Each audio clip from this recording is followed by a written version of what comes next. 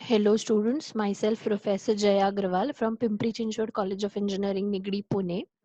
In today's lecture, we are going to study about Thevenin's theorem. Thevenin's theorem is applicable to both AC as well as DC circuits.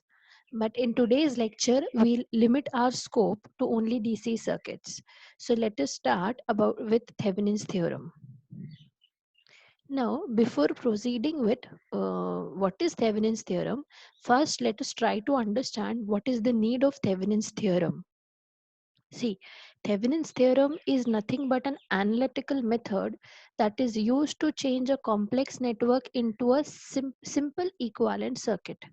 Now, what does that mean? It simply means that if suppose I have a network maybe consisting of, say, suppose four loops, and if I have to find out a current through a particular resistor in that circuit, then if it has four loops, at least I have to solve four simultaneous equations. Solving four simultaneous equations is not impossible, but it is a bit tedious task. So then here comes to our rescue Thevenin's theorem. According to Thevenin's theorem, any network, it may be a two loop network, one loop network, or maybe a five loop network, can be reduced into a simple circuit, simple equivalent circuit consisting of only two elements. One is the equivalent voltage source and another is the equivalent resistance. So now let us proceed how to get this simple equivalent circuit. Now, first of all comes the very important statement of an Thevenin's theorem. It states that any linear network containing only voltage sources and current sources, voltage sources, comma current sources.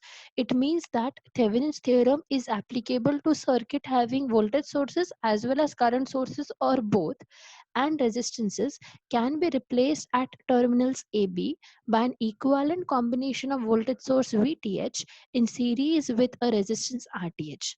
Now, what is this VTH and RTH? As you can see, here is a circuit drawn consisting of two current sources, one voltage source, and this boxes represent suppose resistances, and A and B are the terminals.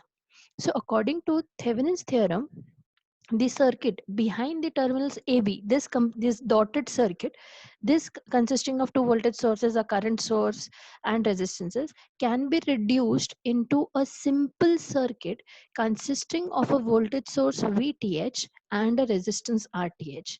VTH is TH stands for Thevenin's, and VTH is called as Thevenin's equivalent voltage, and RTH is called as Thevenin's equivalent resistance. So I'll repeat, this complete circuit before the terminals AB can be reduced into this simple circuit consisting of two elements, VTH and RTH. Now the question arrives, what will we do of finding this VTH and RTH? Let us take a simple example that I have this circuit. This circuit, as you can see, consists of a voltage source, a current source, and maybe one, two, and four resistances. And I am told that you have to find out the current flowing through this 3 ohm resistor using Thevenin's theorem. Now, what we can using Thevenin's theorem. So according to Thevenin's theorem, whatever what I say is, just whatever is the current through which we have to find out the current, the resistor through which we have to find out the current will become our RL. RL is, L stands for load resistance. So in this Thevenin's equivalent circuit, the value of RL will be equals to what? 3. And the circuit before this 3 ohm resistor, this completes that means this complete circuit will be reduced into these two elements, that is VTH and RTH. Now, as you can see, calculating the value of current flowing through the 3 ohm resistor from this circuit, or calculating the value of the current flowing through the 3 ohm resistor from this circuit is comparatively simple. It is simple to calculate the current flowing through the 3 ohm resistor. It will be simply given by the formula VTH upon RTH plus RL. And also, if we have to find out the voltage drop across this resistor, it will be given by the formula IL into RL. So I'm again repeating. So if I have a circuit and in this circuit I have to find out the current through this particular 3 ohm resistor.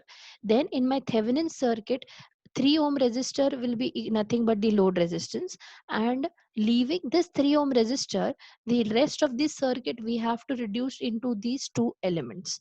Now how to reduce this complete circuit into the two elements, we'll see one by one. So here there are some steps written for solving the Thevenin circuit. Step number one is, first of all, remove the load resistance RL of the given circuit. What is RL? RL is nothing but the that resistor through which we have to find out the current. Then we have to determine the value of VTH. What is VTH? VTH is nothing but Thevenin's equivalent voltage. So what is the procedure of finding the Thevenin's equivalent voltage?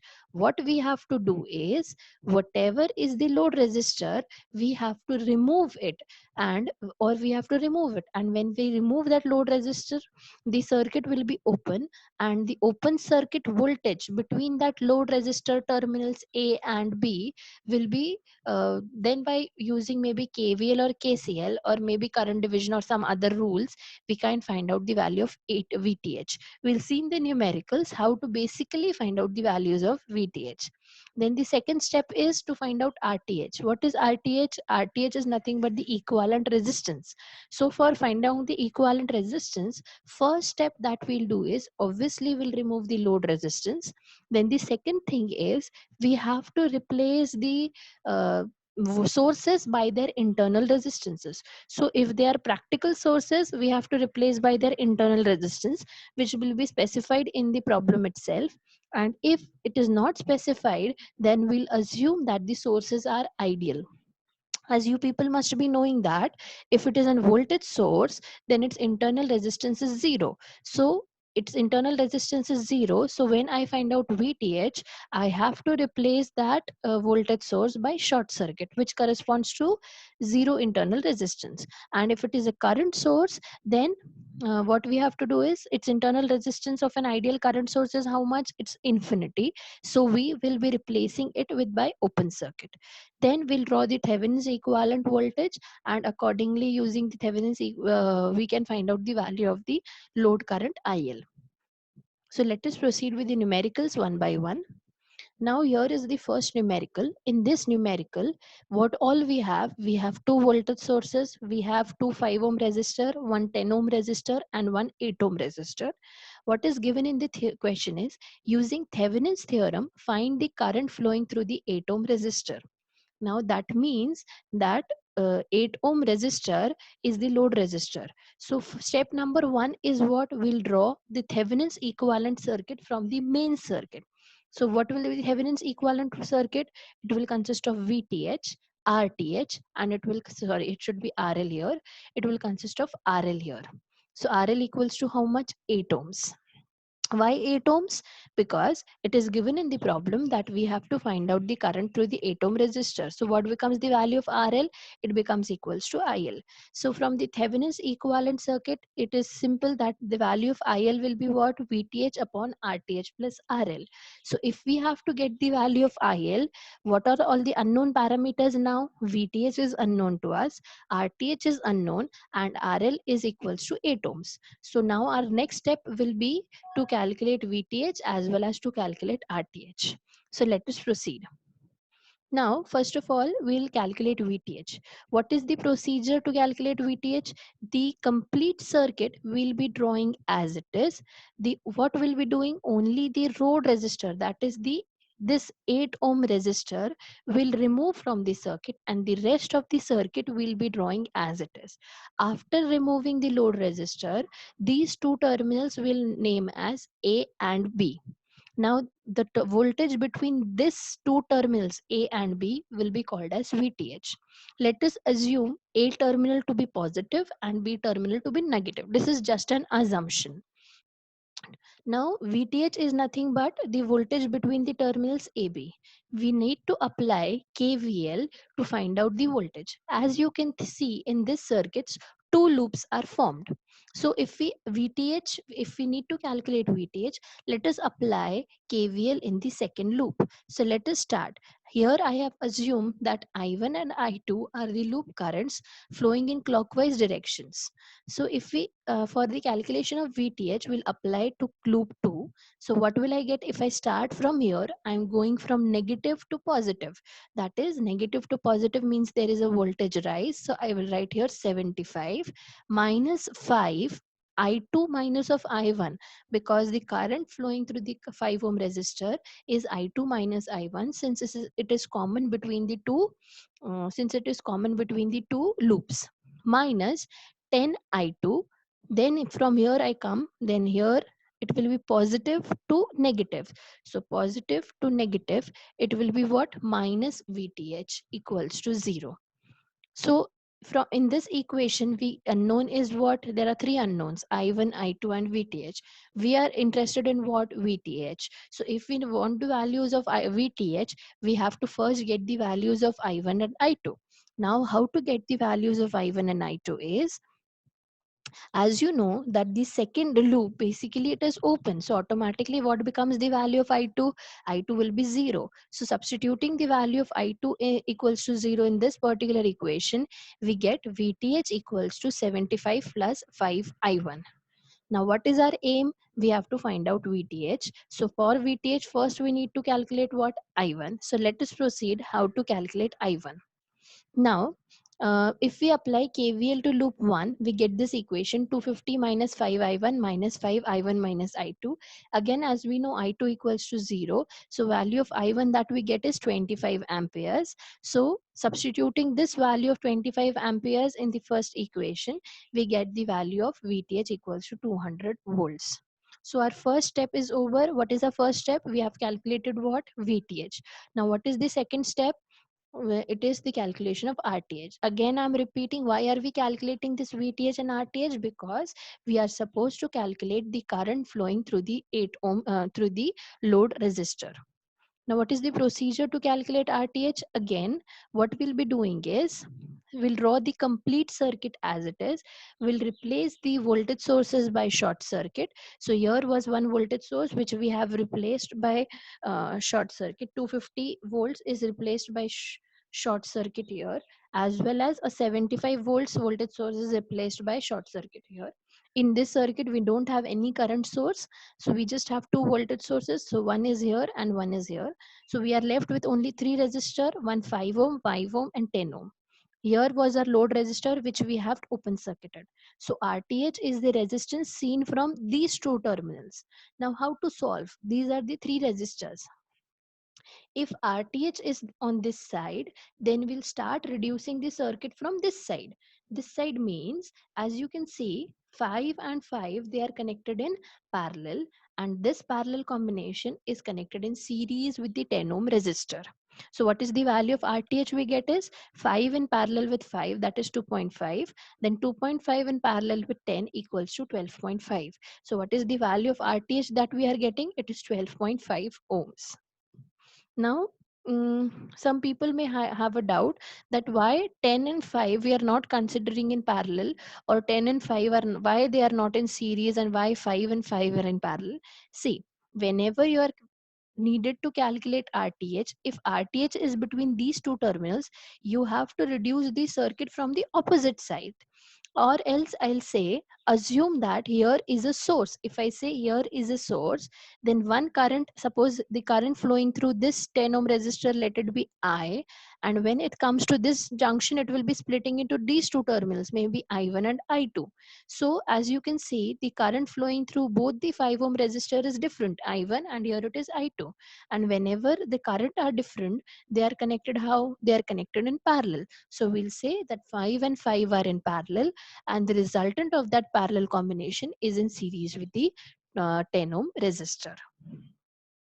Now we come to the last step. What is the last step? Our Thevenin circuit is ready. What is this 200? 200 is nothing but the value of VTH that we have obtained from step number 2. What is this 12.5? 12.5 is the value of RTH that we have obtained from step number 3. And what is that 8 ohm resistor? 8 ohm resistor is nothing but the value of RL, or the value of the resistor through which current is required to be calculated. So it is what? So from this we have IL equals to VTH upon RTH plus RL. So our load IL comes out to be 9.7561 from A to B. Now our current is positive. It means our assumption that A is positive and B is negative is right.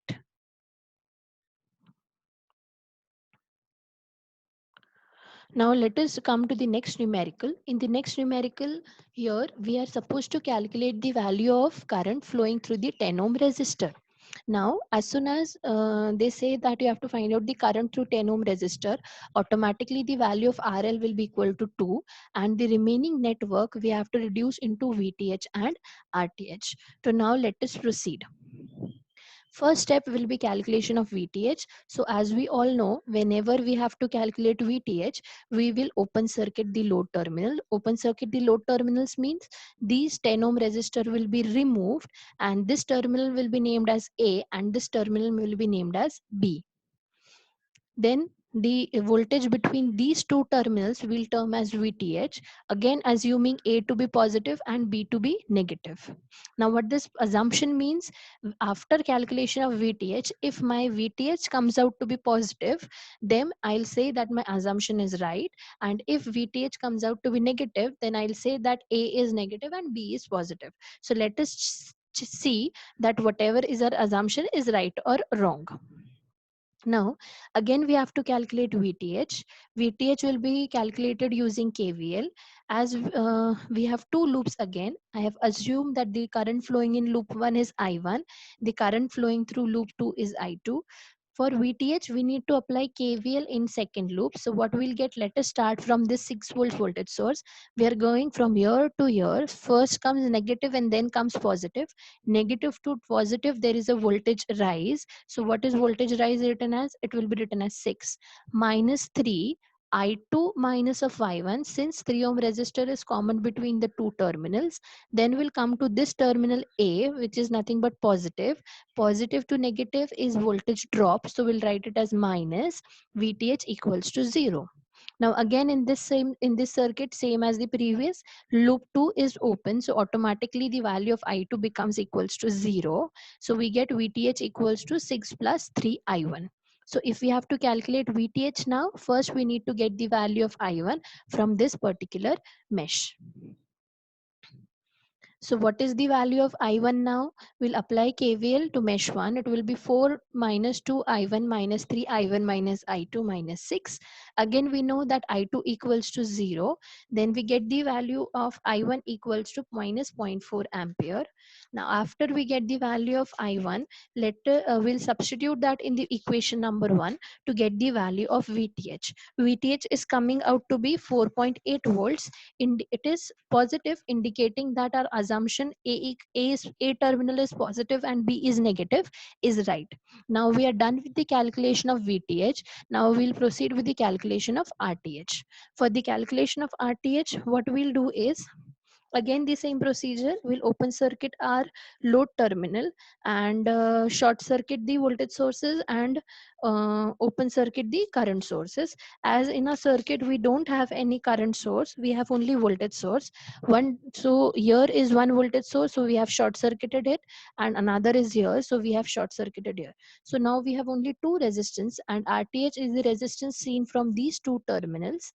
So RTH is nothing but 2 and 3. As again I'm repeating, if I assume that this is a source and current is flowing from here, I current, and when it comes to this point, it will get split up into these two currents.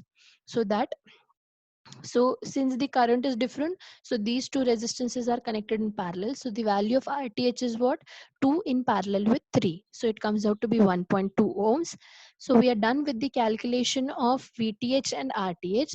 Hence we can get the value of IL equals to, VTH is how much? 4.8 volts obtained from step number 2.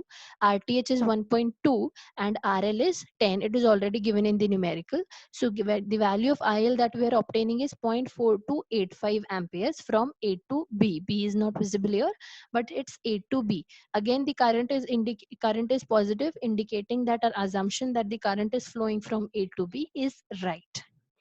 Now let us come to the last numerical. In this numerical, it is that you it is given that we have to apply Thevenin's theorem, and we have to calculate the current flowing in the 1 ohm resistor. As soon as they say that we have to calculate the current through the 1 ohm resistor, automatically the value of the 1 ohm RL will be equal to 1 ohm resistor. So the rest of the network we have to reduce into VTH and RTH. So let us proceed. Now, please pay attention. This is a bit different numerical from the other two. First of all, we'll proceed with the calculation of VTH. For the calculation of VTH, what we need to do is we have a voltage source. Again, the remaining circuit remains as it is. Only we have to remove the what we say, load resistor of 1 ohm. The two terminals will be marked as A and B. A again will be assuming as positive, B as negative, and the voltage between these two terminals will be called as VTH. Now, as you can see here, three loops are formed. This is one loop, this is second loop, this is third loop. How to, and in the second loop again, if we see this, since these two terminals is open, value of I2 is 0. Now how to solve this? This is important because we have to apply VTH.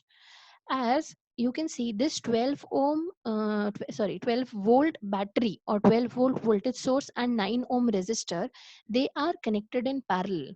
So if they are connected in parallel, it means that the drop across this 9 ohm resistor is also 12. So what we can do is uh, we can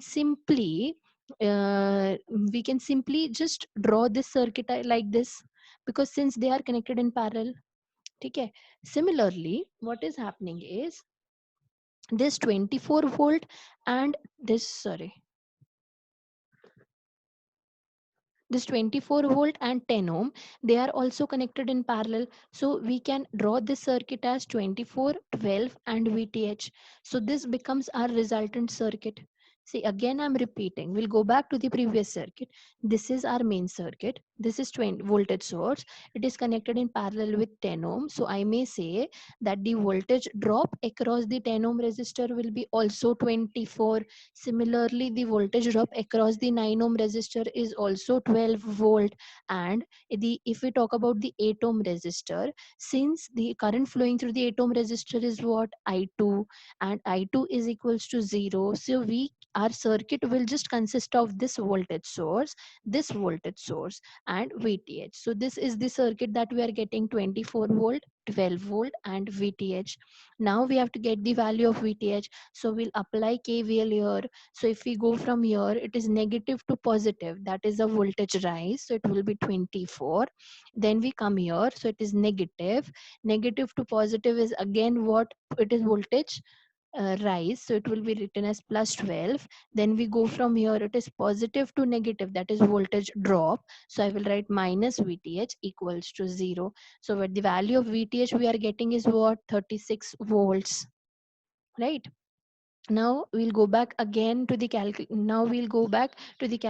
of RTH. What is the procedure for the calculation of RTH? We'll open circuit the load terminal and name that terminals and A and B, and we'll replace the voltage sources by their internal resistances. We have two voltage sources, 24 volts and 12 volts. So 24 volts will be replaced by short circuit, and 12 volts is again replaced by short circuit. Now we have only three resistors left: 10 ohm, 8 ohm and this 9 ohm, and we have to calculate RTH between these two terminals. So what will be this? Now as you can see that the 9 ohm resistor is in parallel with the short circuit branch. Whenever a resistor is in parallel with the short circuit branch, that resistor will be considered as a redundant element or a dummy element.